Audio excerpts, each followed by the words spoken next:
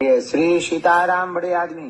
प्रणाम गुरुदेव, दंडवत प्रणाम। बहुत आशीर्वाद, बहुत आशीर्वाद। फिर न आए तुम, आशीर्वाद फोन पे भर लेते रहे। दादा दादा गुरुदेव, आपका सामने आदेश। ले लो, नहीं तो हम नाराज हो जाएंगे। नहीं नहीं नहीं गुरुदेव, बिल्कुल भी नाराज नहीं करेंगे प्रभु। राह में जी 300 बेटियों का कन्यादान है 15 फरवरी को। जी महाराज जी। सो बहुत बड़ा उत्सव है जी महाराज जी। मैं आपके मुख्यमंत्री जी भी आ रहे हैं।